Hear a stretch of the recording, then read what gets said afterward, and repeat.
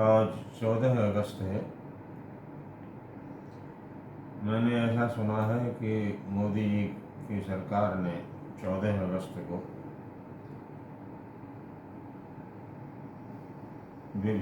विभाजन विभीषिका स्मृति दिवस के रूप में मनाने का निर्णय लिया था। 14 अगस्त 1947 को इस देश का विभाजन हुआ और विभाजन के फलस्वरूप इस देश के एक भाग को पाकिस्तान के रूप में कहा गया और मान लिया कि हाँ, ये देश का इतना भाग भारत नहीं है, वो पाकिस्तान है। और उसके परिणाम स्वरूप लाखों हिंदुओं का पाकिस्तान से पलायन हुआ, लाखों हिंदू मारे गए।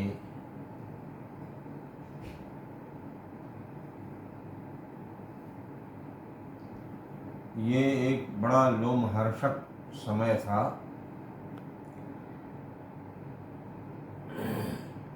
ऐसा इतिहास में कभी पहले नहीं हुआ।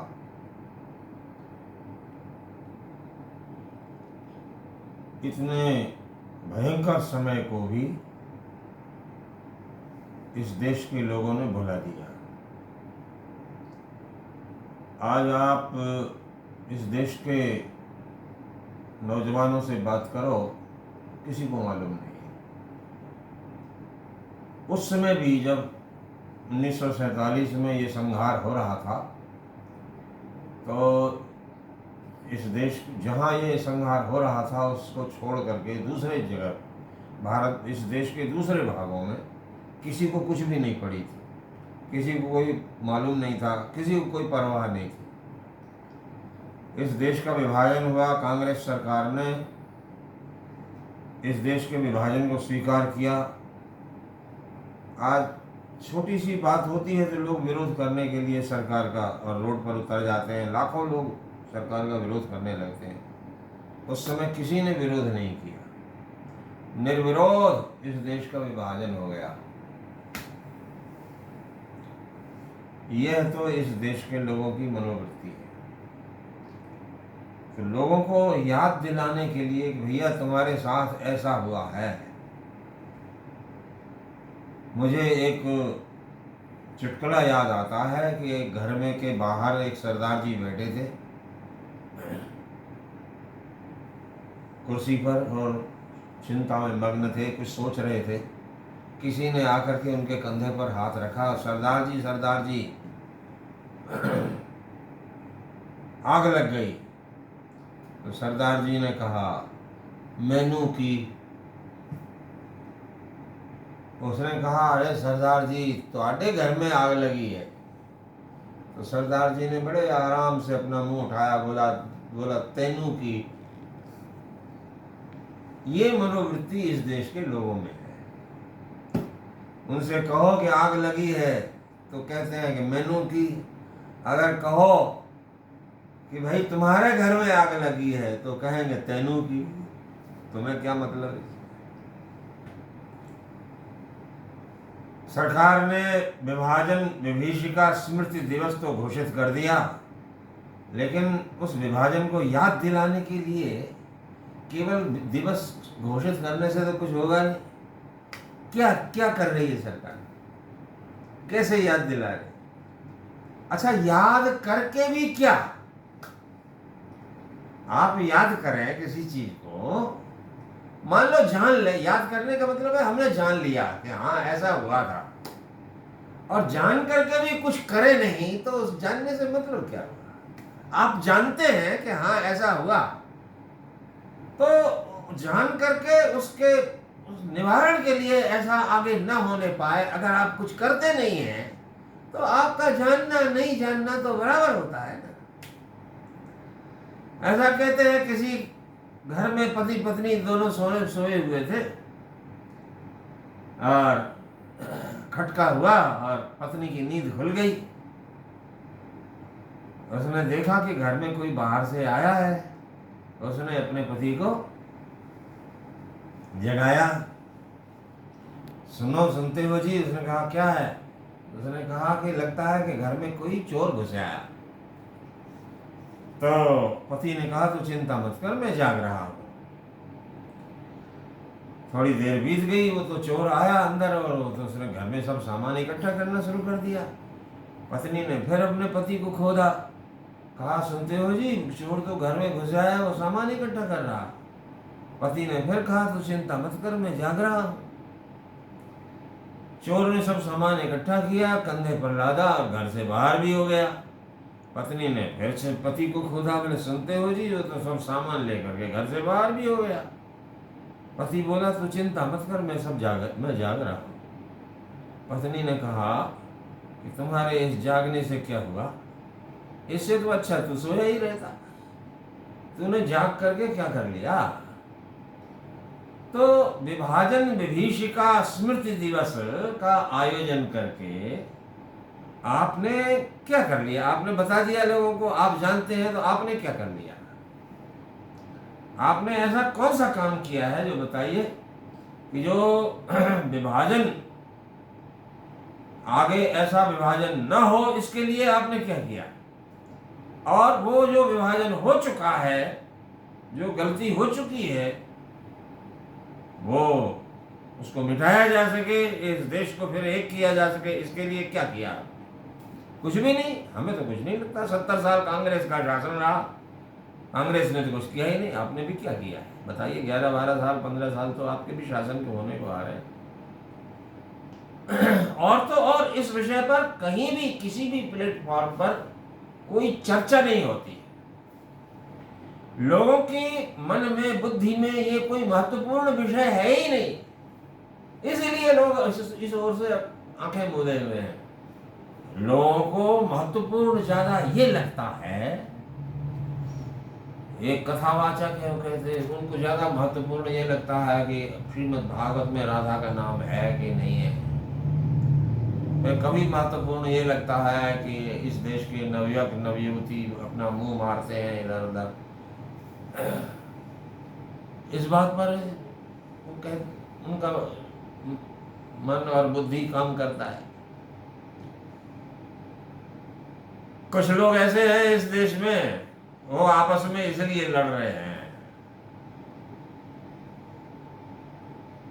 कि इस पीठ का अधिकारी, मठाधिकारी मैं हूं कि तुम हो, इस संप्रदाय का आचार्य मैं हूं कि तुम हो, इस बात पर लड़ रहे हैं। कुछ लोग इस बात पर लड़ रहे हैं कि उपनिषदों वेद में किसका अधिकार है। वेद में ब्राह्मणों, कुछ लोग कहते हैं ब्राह्मणों का ही अधिकार है, दूसरे कहते हैं नहीं शूद्रों का भी अधिकार है। इस विषय पर लड़ाई हो रही है। सत्यकाम जाबाल ब्राह्मण था कि शूद्र था, इस पर लड़ाई हो रही है। शबरी ब्राह्मणी थी कि शूद्रा थी, इस बात पर लड़ाई हो रही है। ऐसे ऐसे मुद्दों पर संघर्ष छिड़ा हुआ है और आपस में गाली गलौज कर रहे हैं। एक हिंदू दूसरे हिंदू को म्लेच्छ कह रहा है, मुसलमान कह रहा है। बोलो, ये स्थिति है। ऐसी स्थिति में किसी को यह कहना कि आओ भैया, तुम्हारे सामने जो खतरा है, जो भय है उपस्थित, उसकी ओर से तुम अपनी आंखें बंद किए हुए हो, उसकी ओर ध्यान दो। ये सब कोई मुद्दा नहीं है, ये सब कोई विषय नहीं है विचार का। विचार का जो विषय होना चाहिए उस पर विचार करो, उसकी ओर लोगों को जागृत करो, उसकी ओर लोगों को ध्यान आकृष्ट करो।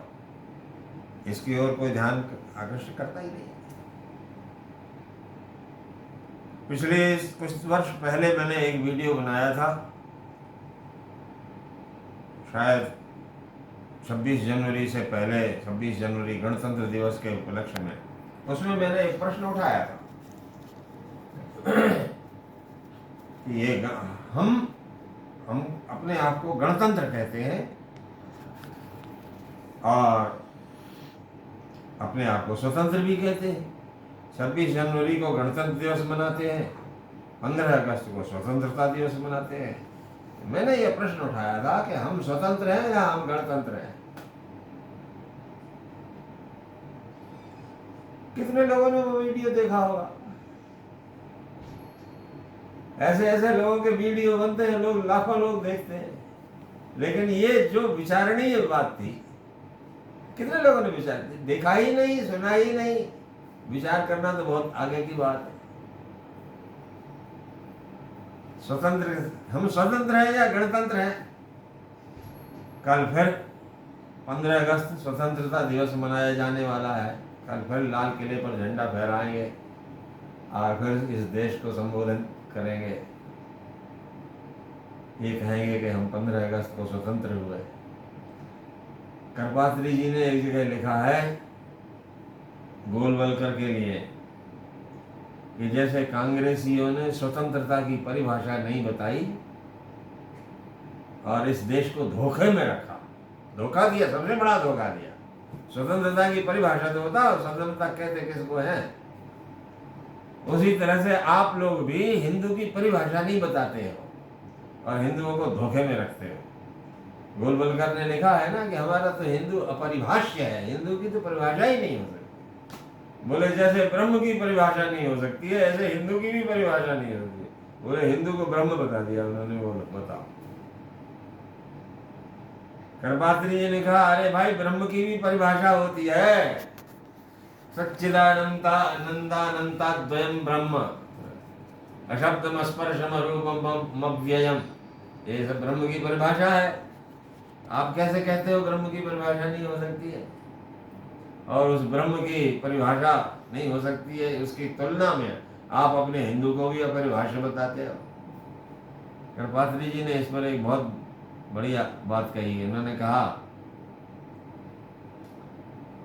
कोई विवाहार्थी वर था, चाहता था मेरा विवाह हो जाए, कन्या के माता पिता सब उसको देखने के लिए आए और पूछा उससे कि तुम्हारा गोत्र क्या है, तो उसको अपना गोत्र मालूम नहीं था।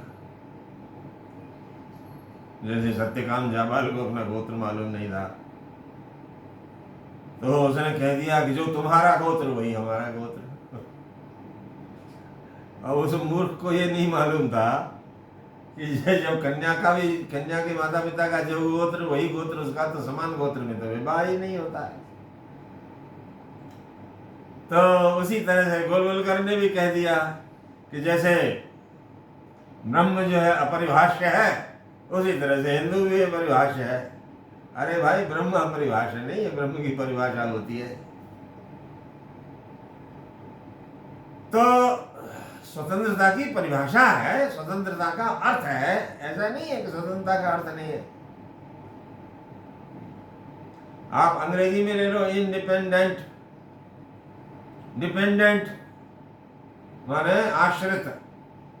किसके ऊपर आश्रित? जब आश्रित है तो किसी के ऊपर आश्रित होगा ना। किसके ऊपर आश्रित है? बोले इन, जो अपने अंदर है उसके ऊपर आश्रित है। जो और डिपेंडेंट माने आश्रित है, तो इनका विपरीत शब्द क्या हुआ? आउट। आउट डिपेंडेंट, जो अपने से बाहर है उस पर आश्रित है। यही अर्थ हुआ ना स्वतंत्र परतंत्र। स्वतंत्र परतंत्र, तो जो अपने अधीन है, जो इन माने अपने अंदर है, हम उसके आश्रित हैं, तो हम स्वतंत्र हैं, हम इंडिपेंडेंट हैं। अब इन क्या है ये बताओ आप।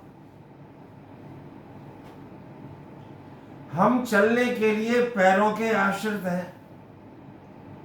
मैंने इसी स्वतंत्र और गणतंत्र पर जो वीडियो बनाया था उसमें मैंने ये प्रतिज्ञा की थी कि मैं इसके अर्थ पर एक वीडियो बनाऊंगा। आज मुझे स्मरण आ रहा है इस वीडियो का, तो मैं सोच रहा हूँ चलो मैं अपने मन की बात बता ही दूं।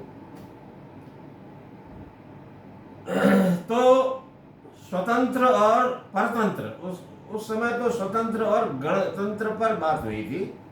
आज स्वतंत्र और परतंत्र पर बात करते हैं, माने इंडिपेंडेंट और आउट डिपेंडेंट। हम तंत्र माने अधीन। अब ये स्व और पर क्या है, इन और आउट क्या है? भाई देखो, हम चलने के लिए पैरों के अधीन हैं। पैर नहीं हो तो नहीं चल सकते। हम कुछ काम करने के लिए अपने हाथ के अधीन हैं, हाथ नहीं हो तो हम कुछ कर नहीं सकते। हम देखने के लिए आंख के अधीन हैं, सुनने के लिए कान के अधीन है, बोलने के लिए मुंह के अधीन है, सूंघने के लिए नाक के अधीन है। ये सब अधीन हुए ना। तो ये सब, अब ये बताओ, ये हाथ, ये पैर, ये आंख, नाक, कान, मुंह, ये इन है कि आउट है? अच्छा, किसी के पैर नहीं हो तो वो दूसरे साधन की सहायता लेता है। आजकल तो तरह तरह के साधन बनता है। आंख से नहीं दिखता हो, मोतियाबिंद हो गया, कुछ हो गया तो ऑपरेशन करवाता है, कुछ चश्मा लगाता है, तो दूसरे के अधीन, ये दूसरे के अधीन हो गया। ये हो गया पर, वो पर हो गया।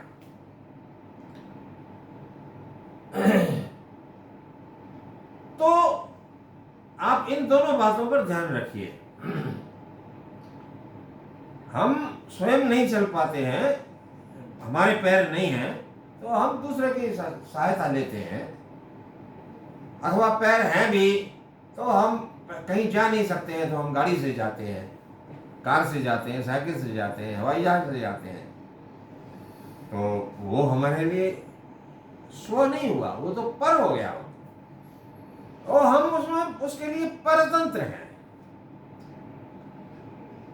तो स्वतंत्र कौन है ऐसा जो स्वतंत्र, जिसके अधीन होने पर हम स्वतंत्र कहलाएं? अगर ये सब पर हैं तो, अगर इन सबको हम पर माने तब तो हम स्वतंत्र हो ही नहीं सकते कभी, ये बताइए। क्योंकि आश्रित किसी भी कार्य को करने के लिए किसी न किसी करण के आश्रित होता है जीव। करण माने लकड़ी को काटते हैं तो उसको काटने के लिए कोई कुल्हाड़ी तो चाहिए ना, तो करण के आश्रित होता है। ये बाह्य करण है, कुछ अंतःकरण है, तो करण के आश्रित होता है कि नहीं होता है? तो करण के आश्रित होता है, तो करण तो पर हुआ, कर्ता से करण पर ही होता है। कर्ता स्वयं करण नहीं होता। एक कर्ता होता है, दूसरा कर्म होता है, तीसरा करण होता है। तो जो कर्ता है वो करण नहीं होता। कारण हमेशा कर्ता से अलग ही, पर ही होता है। तो फिर स्वतंत्र का क्या अर्थ हुआ? और कर्ता हमेशा क्रिया के लिए करण के अधीन होता है। पाणिनि का सूत्र है साधक तमम करणम। हम कुछ भी करें उसके लिए हम करण के अधीन हैं। हम कुछ भी जाने उसके लिए हम प्रमाणों के अधीन हैं। प्रमाण नहीं हो तो हम जान नहीं सकते। आंख नहीं हो तो देख नहीं सकते, कान नहीं हो तो सुन नहीं सकते। अगर हम अनुमान करना नहीं जानते हो तो हम अनुमान नहीं कर सकते। अगर हमको शब्द और अर्थ दोनों के बीच में जो संबंध है, उस संबंध का ज्ञान संकेत से नहीं हो तो हमें शब्द से अर्थ का बोध नहीं हो सकता। विश्व में कितनी भाषाएं ऐसी हैं, मान लो अंग्रेजी भाषा है, अंग्रेजी के बहुत सारे शब्द ऐसे हैं, मैं अंग्रेजी जानता हूँ, नहीं जानता था तो हमको मालूम ही नहीं पड़ता था ये क्या कह रहे हैं, गटपट गटपट क्या कह रहे हैं, समझ में नहीं आता था। जब तक शब्द और उसका अर्थ, इन दोनों के बीच में जो संबंध है, उस संबंध का ज्ञान नहीं होता है। वो संबंध का ज्ञान संकेत से होता है। ईश्वर संकेत शक्ति, उसी को शब्द की शक्ति कहते हैं। जब तक उसका ज्ञान नहीं होगा तब तक शब्दार्थ बोध नहीं होगा। तो हम अर्थ का बोध करने के लिए शब्द के अधीन है। इस तरह से जब हम हर तरह से पराधीन हैं, परतंत्र हैं, तो फिर स्वतंत्र कैसे हुए भाई? हम किस मामले में स्वतंत्र हैं? कौन है वो स्व जिसके अधीन है? तो कहना पड़ेगा कि यहां स्व का अर्थ ये है कि जैसे चक्षु से हमें रूप का बोध होता है, तो रूप का बोध करने के लिए जो चक्षु है वो रूप के लिए स्व है, अपना स्व है। तो अगर हम रूप का बोध करने के लिए चक्षु के ही अधीन हैं तो हम स्वतंत्र हैं। लेकिन अगर हम रूप का बोध करने के लिए अपनी चक्षु के अधीन नहीं है, किसी दूसरे के अधीन है, दूसरे के अधीन है, इसका क्या मतलब है? मतलब हमको किसी दूसरे ने बताया कि ये काला है, ये नीला है, ये पीला है, ये दूसरे ने बताया। ऐसा कब होगा? जब हम अंधे होंगे तो होगा। अगर हमारे पास आंखें नहीं हैं और हम अंधे हैं तो हम नहीं जान सकते हैं कि किसी वस्तु का वर्ण कैसा है, काला है, नीला है, पीला है, हरा है। तो दूसरा कोई बताएगा तो हम जान लेंगे। तो उस वस्तु के वर्ण का बोध हमको अपनी चक्षु से नहीं हुआ तो हम स्वतंत्र नहीं हुए, किसी दूसरे के कहने से हुआ तो हम परतंत्र हो गए। बिल्कुल सिंपल सीधी सी बात। इसी तरह से हमें कहीं जाना है तो हम पैदल चल के भी जा सकते हैं, लेकिन अगर हमारी टांगें नहीं हो तो क्या करेंगे? तो किसी दूसरे की मदद लेंगे, दूसरा हमें उठा करके ले जाएगा, तो अब हम दूसरे के अधीन हो गए। अगर हम अपने पैरों पर खड़े हैं तो हम अपने पैरों से चल के जा सकते हैं, तो हम स्वतंत्र हैं। कहने का मतलब ये है कि जिस क्रिया को सिद्ध करने के लिए जिस करण की अपेक्षा होती है वो करण अगर हमारा अपना है, वही करण अगर हमारे पास है तो हम उस करण के आश्रित हैं, तो हम स्वतंत्र हैं। पर अगर हम उस करण के आश्रित नहीं हैं, किसी दूसरे के कहने पर आश्रित हैं, किसी दूसरे के आश्रित हैं, तो हम परतंत्र हैं। वेरी सिंपल, बहुत सीधी सामान्य सी बात है। अब इस पर कल स्वतंत्रता दिवस है तो अब सबको मिलकर विचार करना चाहिए कि क्या हम स्वतंत्र हैं? लोग कहते हैं कि स्वतंत्रता दिवस मनाते हैं, झंडा फहराते हैं, तो स्वतंत्र है इसका मतलब यह है कि जिस विषय का बोध, मतलब हम जो भी कुछ करते हैं या जानते हैं तो वो करने और जानने के लिए जिस किसी करण की अपेक्षा होती है वो करण हमारे पास अपना है, उसके लिए हम किसी दूसरे पर आश्रित नहीं हैं, तो हम स्वतंत्र हैं। अगर ऐसा नहीं है तो हम स्वतंत्र नहीं हैं। अब मैं सीधी सी बात पूछता हूं, बताओ, अमुक व्यक्ति मुसलमान है, ये जानने के लिए आपके पास कौन सा साधन है, कौन सा कारण है? ये जो ज्ञान हुआ आपको, अमुक मुसलमान है, अमुक ईसाई है, अमुक सिख है, अमुक यहूदी है, इन सबको छोड़ो, आप देश पर आ जाओ। आज के दिन देश का विभाजन हुआ था ना, और आपने इस देश के एक भाग को पाकिस्तान मान लिया था। अब मैं आपसे पूछता हूं, जैसे आप चक्षु से जानते हो कि इसका ये जो वस्तु है सामने रखी है, ये काली है, पीली है, नीली है, तो ये आपका देश भारत है, ये आपने कैसे जाना? वो कौन सा कारण है जिससे आपने जाना कि ये देश भारत है? माने कौन सा कारण है जिसके आप अधीन रहे ये देश भारत है? अगर किसी करण से आपने जाना, साधकतमम करणम प्रमा करणम प्रमाणम, प्रमा का करण ही प्रमाण होता है। प्रमा माने यथार्थ ज्ञान, ये देश भारत है, ये यथार्थ ज्ञान, इस यथार्थ ज्ञान का जो करण, अगर उस करण से आपने इस देश को जाना कि ये देश भारत है, तो आप स्वतंत्र हैं। बिल्कुल सही बात है। लेकिन अगर उसी करण से आपने इस देश को भारत जाना, तो भारत के ही एक भाग को आपने पाकिस्तान कैसे स्वीकार कर लिया? भैंस काली होती है या सफेद होती है, आप कैसे जानते हैं? आप आंख से देख करके जानते हैं। अगर आपने आंख से देख करके जाना कि भैंस तो काली है तो ठीक है, तो आप स्वतंत्र हैं। लेकिन अगर आप अंधे हैं, आप नहीं देख पा रहे हैं कि ये जो सामने खड़ा है जानवर, ये भैंस है या कोई और है, ये काला है या सफ़ेद है, आपको नहीं मालूम है। और किसी दूसरे ने कहा, क्योंकि आप अंधे हैं, दूसरे ने कहा कि ये तो सामने भैंस है, तो आपने तो मान लिया कहाँ सामने भैंस है। उसने कहा कि ये आधी काली है आधी सफ़ेद सफ़ेद है, तो आपको तो मान लेना पड़ेगा कि हाँ आधी सफ़ेद है आधी काली है, क्योंकि उस वस्तु का ज्ञान जिस चक्षु से होता है वो चक्षु आपके पास है नहीं। दूसरे ने जैसा कहा वैसा आपने मान लिया, तो आप तो परतंत्र हो गए ना। इसी तरह से ये देश भारत है, ये जिस करण से, जिस साधन से ज्ञात होता है वो आपके पास है नहीं। अगर होता तो आप कैसे मान लेते कि इस देश का इतना भाग पाकिस्तान है? कैसे मान लेते? नहीं मान लेते। मान लिया आपने, इसलिए यह सिद्ध होता है कि आप स्वतंत्र नहीं हैं, आप परतंत्र हैं।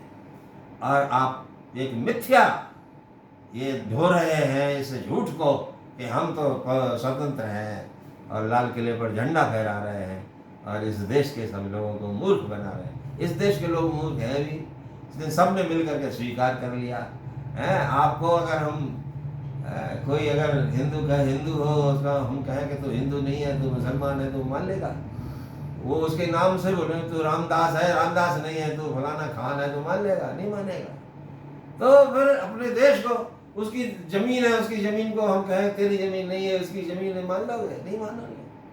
कोर्ट में लड़ोगे, पुलिस में जाओगे, FIR करवाओगे, लेकिन तुम्हारे देश का नाम पाकिस्तान रख दिया और तुमने मान लिया।